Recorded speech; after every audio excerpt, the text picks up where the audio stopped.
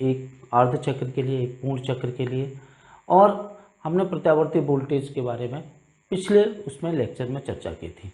आज जो हम आपको बताएंगे वो हम बताएंगे प्रत्यावर्ती धारा का वर्गमाद मूल मान, प्रत्यावर्ती वोल्टेज का वर्गमाद मूल मान, प्रत्यावर्ती वोल्टेज और प्रत्यावर्ती धारा में कला का क्या मतलब होता है, और अगर उनमें कलांतर है तो हमारी व्यय शक्ति क्या होगी, और प्रत्यावर्ती जो हमारा धारा परिपथ में है उसमें औसत व्यय शक्ति का व्यंजक क्या होगा, इसके बारे में आज हम चर्चा करेंगे। तो सबसे पहले हम समझते हैं कि वर्गमाद मूल मान या जिसको हम कहते हैं प्रभावी मान का अभिप्राय क्या होता है। देखिए, अगर कोई प्रतिरोध है, जैसे ये प्रतिरोध है और इसमें हमने प्रत्यावर्ती धारा को प्रवाहित किया, ये हमने प्रत्यावर्ती धारा को स्रोत को जोड़ रखा है और इसमें हमने प्रत्यावर्ती धारा को प्रवाहित किया, तो निश्चित है यहाँ पे हमें ऊष्मा प्राप्त होगी। यहाँ पे ये हमारी धारा ये बह रही है, इसी तार में उतनी ही ऊष्मा की दर प्राप्त करने के लिए वही तार हमने लिया और उतनी ही ऊष्मा दर प्राप्त करने के लिए हमें जितनी दिष्ट धारा प्रवाहित करनी होगी, जितनी भी दिष्ट धारा प्रवाहित करनी होगी, ये जो दिष्ट धारा होगी वो इस धारा का प्रभावी मान या वर्गमाद मूल मान कहलाएगा। कहने का तात्पर्य यह है कि किसी भी अप्लायंस में अगर हम एक बार प्रत्यावर्ती धारा प्राप्त करते हैं तो उससे ऊष्मा की दर जो होगी वही ऊष्मा की दर उसी तार में प्राप्त करने के लिए जितनी हमें दिष्ट धारा प्रवाहित करनी पड़ेगी, दिष्ट धारा का जो वो आंकिक मान होगा वो प्रत्यावर्ती धारा के प्रभावी मान या वर्गमाद मूल मान के बराबर होगा। ये तो हमारा कंसेप्ट रहा प्रत्यावर्ती धारा का वर्गमाद मूल मान या प्रभावी मान, या इसको हम आभासी मान भी कहते हैं। अब हमारा बात आती है कि हम इसका व्यंजक कैसे निकालें। तो देखिए, व्यंजक इस तरह से हम लेते हैं, पहले हमने लिखा प्रत्यावर्ती धारा का समीकरण और वही समीकरण हम लेंगे, इसको हम जिस तरह से प्रदर्शित करते हैं I = I0 sin ωt। ठीक है, अब हम इसको वर्गमाद मूल मान कैसे लिखेंगे, वर्ग मूल मान IRMS = पहले इसको हम कहेंगे वर्गमाद मूल मान है तो इसको लिखेंगे I² का औसत मान एक पूरे चक्र के लिए, मान एक पूरे चक्र के लिए।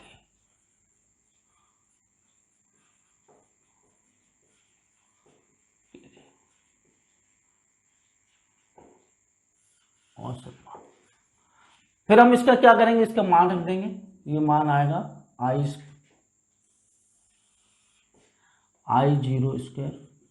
sin² ωt का मान एक पूरे चक्र के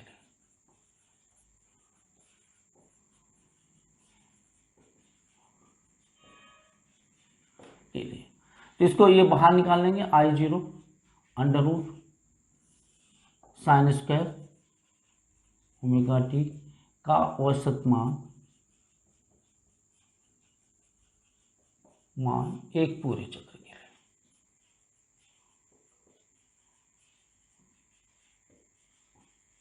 अब देखिए,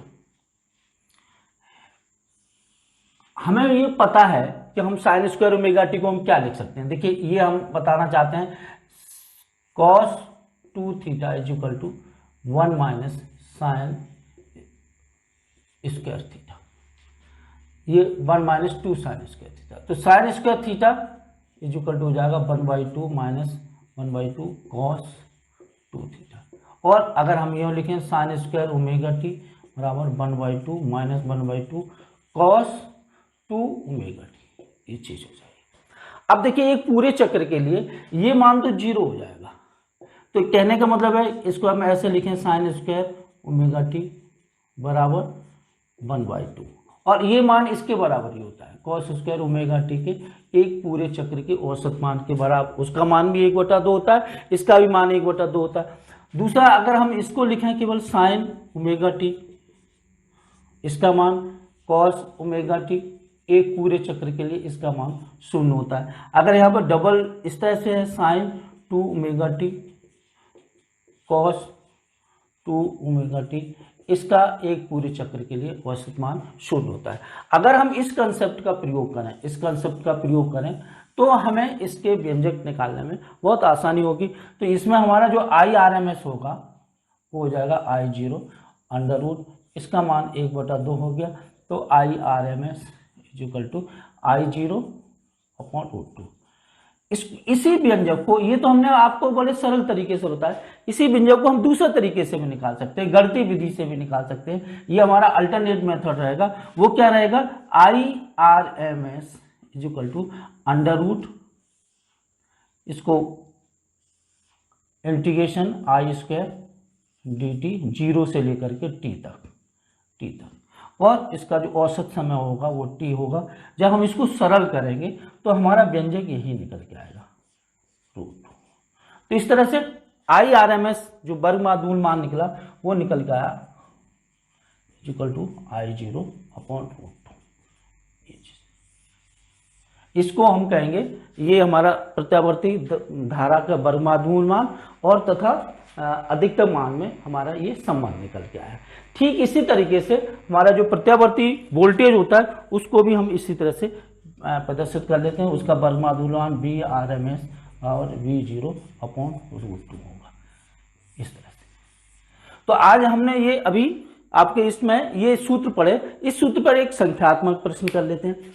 एक किसी प्रत्यावर्ती धारा परिपथ में प्रत्यावर्ती धारा को इस सूत्र से प्रकट किया जाता है। देखिए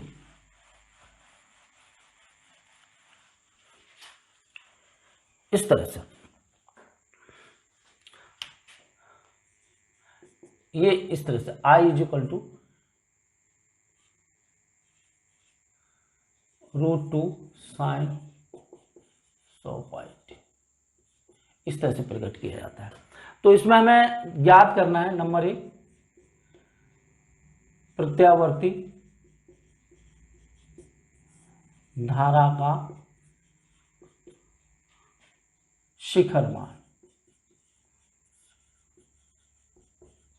दूसरा में बताना है प्रत्यावर्ती धारा का वर्गमूल मान।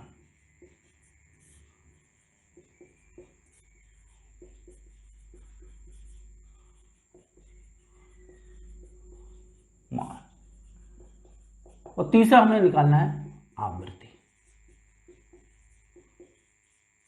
तो कुछ नहीं, इसमें हमें करना क्या है, इसको समीकरण को लिख लेंगे और इसकी तुलना करा देंगे इससे। देखिए I equal to 100 root 2 sine 100 pi t और I इक्वल टू इसको I0 साइन 2 पाई nt। तो देखिए I0 क्या आएगा, I0 आएगा 100 रूट 2 एम्पियर।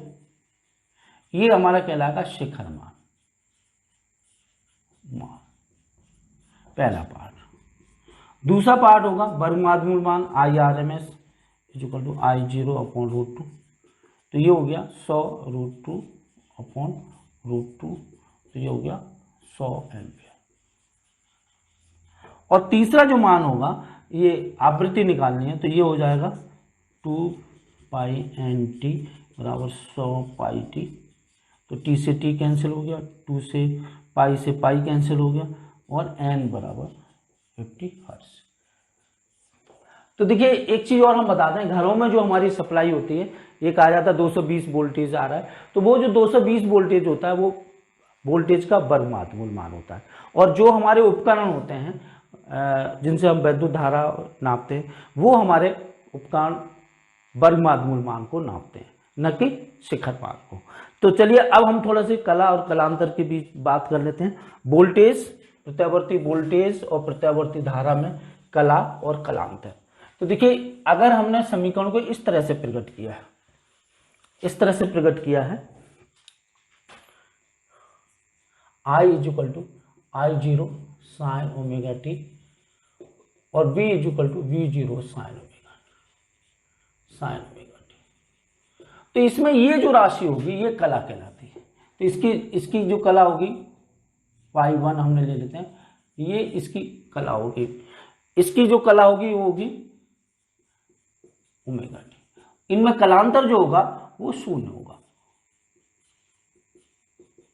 इसका मतलब ये है कि ये दोनों साथ साथ कम ज्यादा होंगे। अगर हम यहाँ पे ग्राफ प्लॉट करें, इसमें V और I लिया तो ये तो हो गई हमारी धारा, इसको हम लेंगे धारा, और ये होगा हमारा वोल्टेज। जब धारा, ये वोल्टेज है, जब धारा शून्य है तो वोल्टेज भी शून्य है, और जब धारा अधिकतम है तो वोल्टेज भी अधिकतम है। तो ये कहेंगे कि वोल्टेज और धारा यहाँ पे समान कलाम होगी। अब हम एक दूसरा समीकरण लेते हैं। अगर इस तरह की स्थिति है तो क्या मतलब है, I is equal to I zero sine omega t plus pi by, मैं इसको साइन ओमेगा टी लेते हैं और इसको ले लेते हैं V is equal to V zero sine omega t plus pi by T.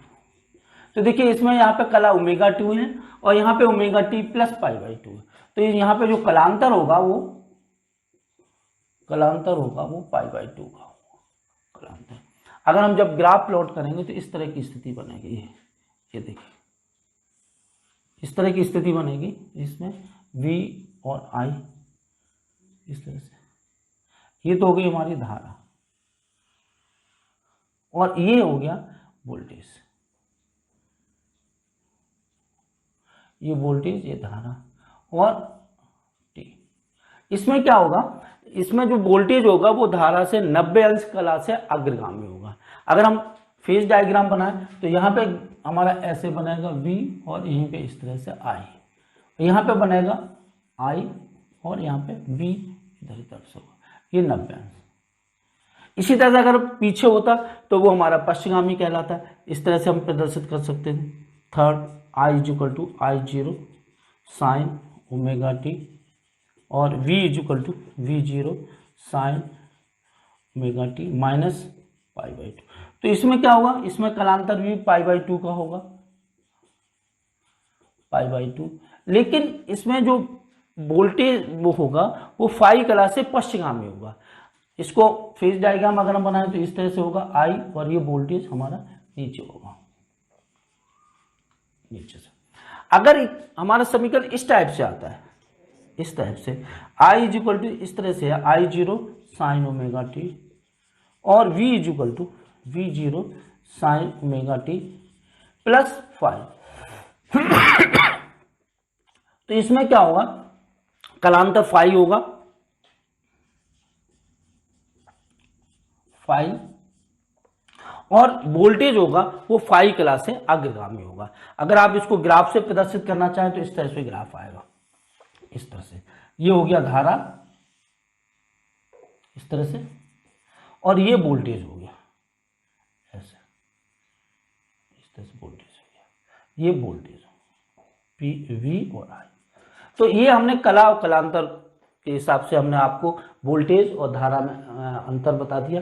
अब हम इसी के साथ साथ हम इसमें ये बताना चाह रहे हैं कि अगर किसी परिपथ में धारा बह रही है, उसमें वोल्टेज लगा हुआ है, तो एक पूरे चक्र के लिए औसत व्यय शक्ति क्या होगी। तो अब मैं औसत व्यय शक्ति के लिए आपके सामने व्यंजक निकाल रहा हूं, जिसमें मैंने धारा और वोल्टेज को जिन समीकरणों से प्रदर्शित किया है वो समीकरण हमारे इस तरह से हैं। इसी परिपथ में समीकरण है I is equal to zero sine omega t, voltage उसमें लगा हुआ है V zero sine omega t plus phi, जहां पे फाई क्या है, कलांतर, फाई कलांतर।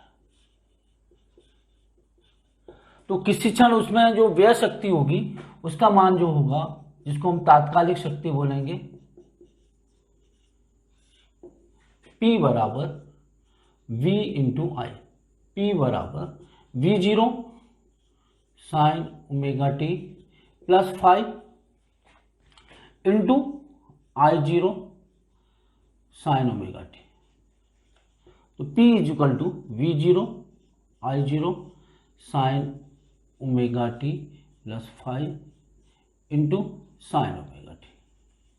अब देखिए, अब हम इसमें इसके एक पूरे चक्र के लिए औसत मान निकालना चाहते हैं। एक पूरे चक्र के लिए औसत मान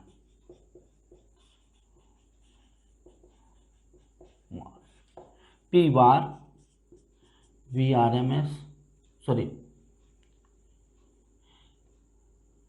V0 I0 sine omega t plus 5 into sine omega t का औसत मान।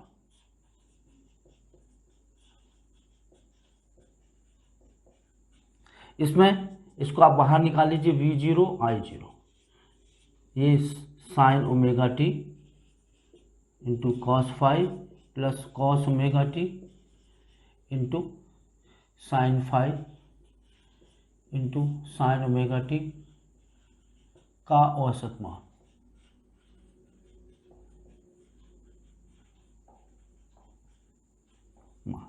तो ये हो गया V0 I0 sine square omega t cos 5 plus sine omega t cos omega t sine 5 का औसत मान।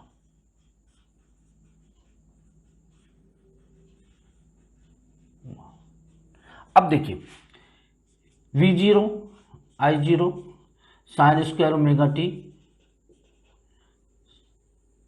Square omega t cos 5 plus इसमें हमने 2 का ऊपर नीचे गुणा कर दिया, यहाँ 2 का गुणा कर दिया और 2 का भाग दे दिया, तो ये हो गया sine 2 omega t upon 2 into sine 5 का औसत मान। औसत मान।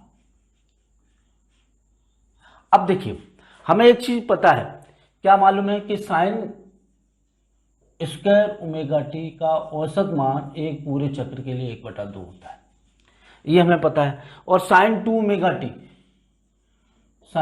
ओमेगा टी का औसत मान एक पूरे चक्र के लिए 0 होता है। इस चीज का हम यहाँ पे क्या करेंगे, उपयोग कर लेंगे। तो V0 I0 ये 1/2 cos 5 इंटू प्लस 0/2 साइन 5। तो अब क्या हमारे सामने रिजल्ट निकल के आएगा, रिजल्ट ये निकल के आया P bar is equal to V0 I0 by 2 into cos 5, ये रिजल्ट निकल के आया।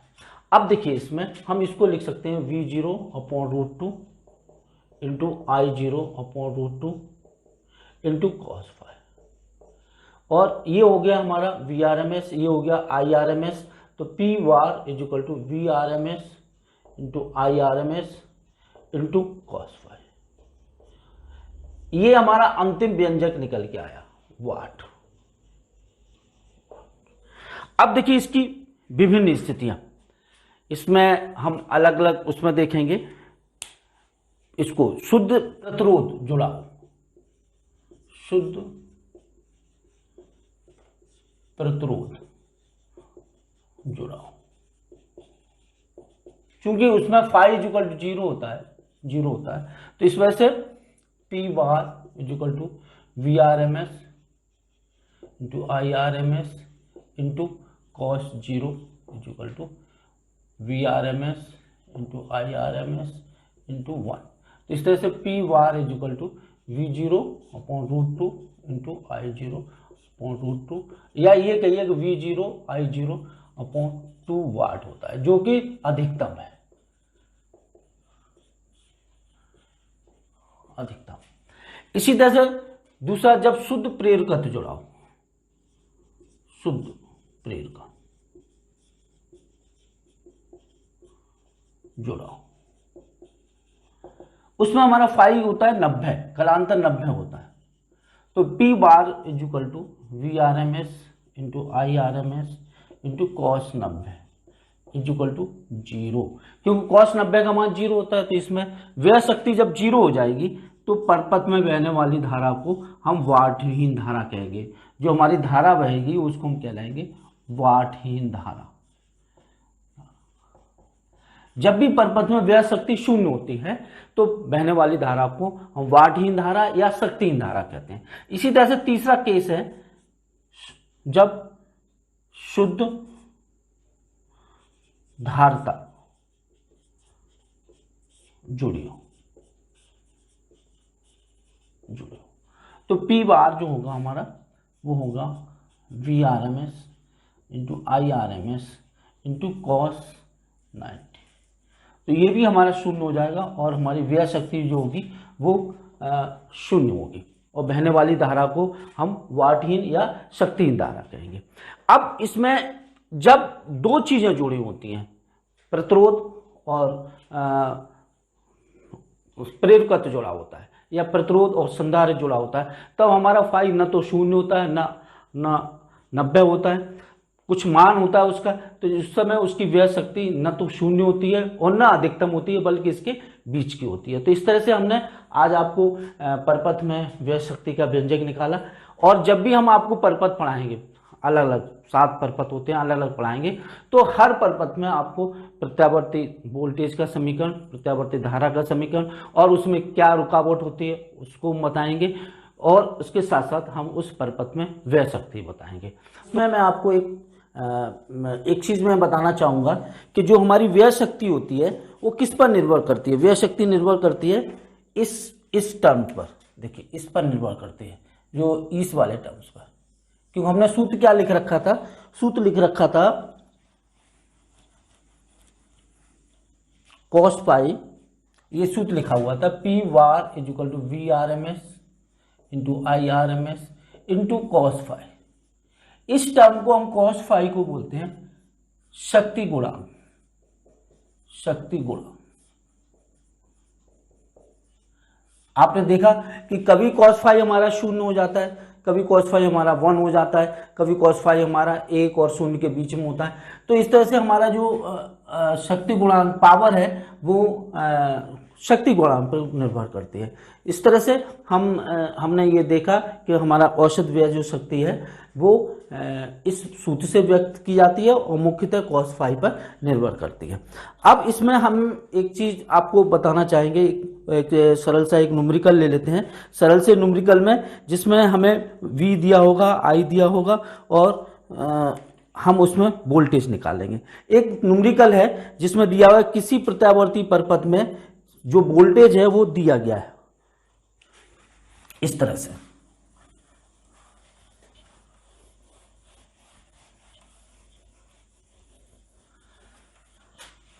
वोल्टेज दिया है V is equal to 200 sine 300 pi t, 300 t volt ये दिया गया है। और साथ ही इसमें दिया है बहने वाली परपथ में प्रतिरोध R दिया हुआ है 40